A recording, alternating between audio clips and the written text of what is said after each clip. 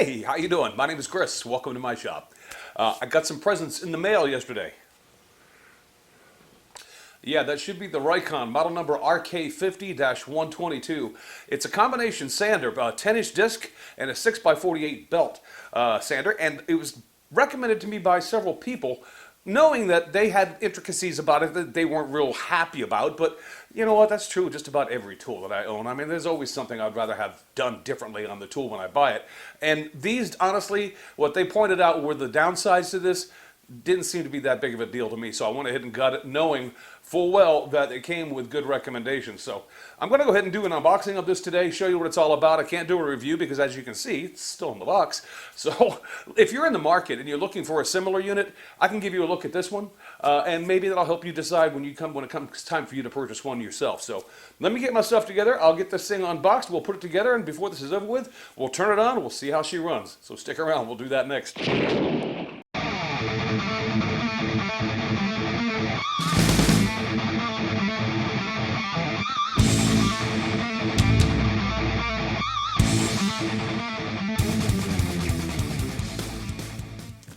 All right, as I unpackage this thing, I'll tell you why I decided to buy this unit and not go with another one. I was looking at, pardon me, a comparable unit from Grizzly to this one. I didn't get the Grizzly for a couple reasons. It only had a 3/4 horsepower motor on it. I actually talked to an individual who owns that model, and I don't remember the model off the top of my head. It's if by the time Grizzly got done delivering it to me, it was going to cost me around $550, and this one I got for $370 delivered. Like I said, the Grizzly had a 3/4 horsepower motor on it.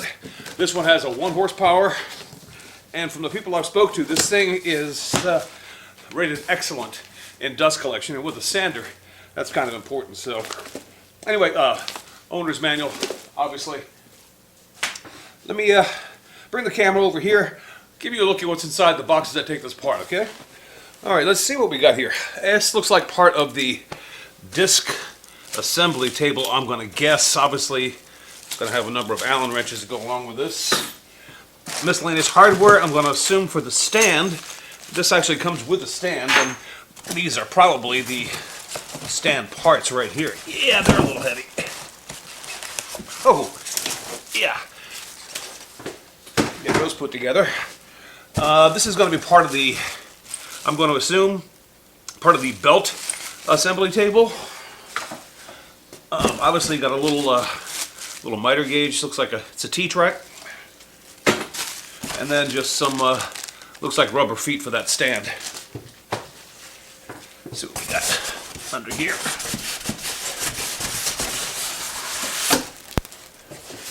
And there's the unit. And here we have the definitely the disc table that fits the miter gauge. And then this unit itself is a pretty heavy monster, so I am probably going to take the box apart and then lift it up out of here. So let me go ahead and do that. I'll set this up and then we'll begin to put this thing together. All right, that wasn't actually too bad. I don't know if you can tell, but there's a handle here on the front, and there's another one right here on the back. Made it real easy just to pull it right out of the box. It is a little heavy, I don't mind telling you. And I was looking at the instructions when I was thinking about taking that out of the box, and they look pretty straightforward putting this in together. So I tell you what, let me get the stand assembled.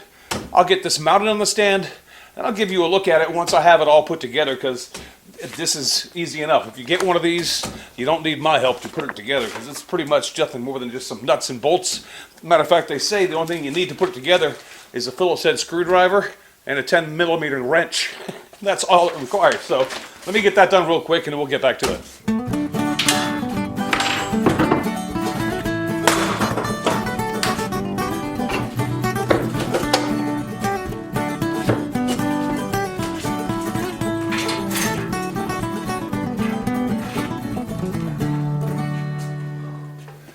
Okay, start to finish, meaning from out of the box to where you're looking at it right now, ready to use.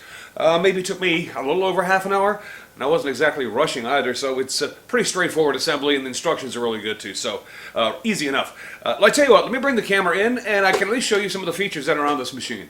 All right, let's first talk about the belt portion of this machine. You'll see that there's our adjustable horizontal stops. There's one on this side and one on the other. And that's so you can set it to whatever, is comfortable for you. I have it at 0 with my fence at 90. As far as belt changes go on this thing, they're not difficult. I wouldn't say they're a breeze, but they're not hard. The first thing you want to do is release this. This releases the tension on the belt so you can actually make it easy to change that out. But you do need to remove this fence or this stop. And there's 2 bolts here and there's 2 on the other side, so you need to take this off. And after you've done that, you need to come around to the back of the machine, loosen up a cover, and I'll show you that right now. Let me go ahead and do that. This is the little cover I was talking about. And it's got just a little screw here. You just undo this. This comes right off. And then once you've got the, obviously the belt loosened, you can slide that right off. Put the new one back on. Obviously you're going to want to reattach the cover once you've done that, and that's easy enough. Let me show you the front of it, and I'll show you the rest of the procedure. And obviously, once you've reattached that cover, it's a matter of putting your, you've already put your new belt on, put the tension on there, turn the machine on, and you adjust your tracking right here in case the belt needs to be, tracked differently than how you've installed it. And then once you've got the tracking good, you can reinstall your stop or your little fence, and you're good to go.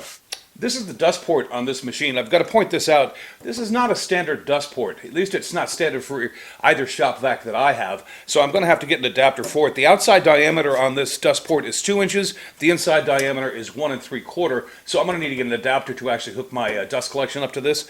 Okay, the disc on this machine, let me take the miter gauge off here, as I mentioned earlier, is a 10-inch disc, and it uses a pressure-sensitive adhesive to apply it to the wheel, otherwise known as a PSA adhesive, and that's how you attach it to the wheel, which is good and which is bad, because it's not as convenient to change these discs out as it would be. Like you might use, you think of a hook and loop type setup that you might have on your random orbit sander.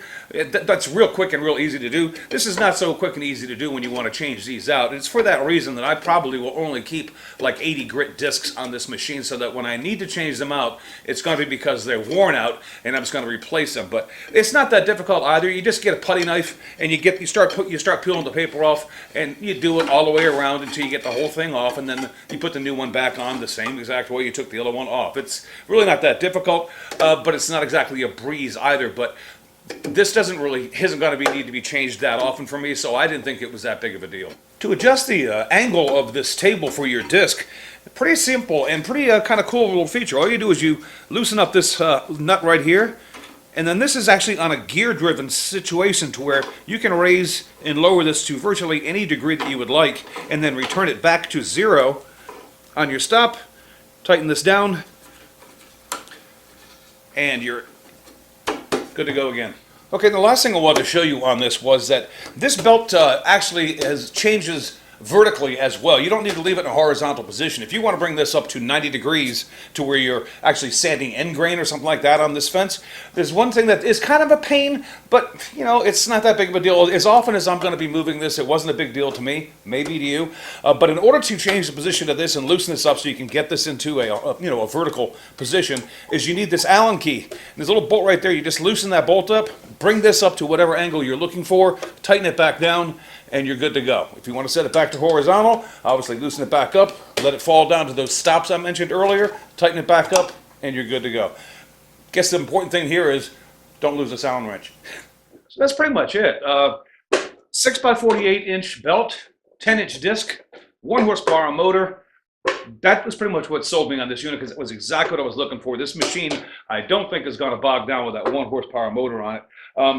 The easy adjustments for the table for the disc, I mean, is nice. The downsides to it, I'll tell you, that dust port not being standard, it's kind of an annoyance. So having to get an adapter for it, I wish, why they do that. Tool manufacturers, why do you do that? Why don't you just standardize dust ports on things? It drives you nuts. Anyway, I'll get an adapter for it, and then I'll forget it. That's no big deal. Only other thing is this Allen wrench. You really don't want to lose it, because that's your adjustment to bring this table up to horizontal and back down to, up to vertical and then down to horizontal again. It would have been nice if they had a little storage place on the machine to stick this so that this didn't get lost. But, I'll do something along those lines myself. But other than that, I really can't give you any recommendations on this, because obviously I haven't even used it yet. But it was easy to put together. It had all the features I was looking for, and the price on it was right. So there you go. The Rikon, model number rk50122. If you're in the market, I hope at least what I've showed you today helps you make a decision on what's best for you. You guys take care. I'll talk to you later. Get out in your shops, go make that first cut, and sand something. I'll talk to you later.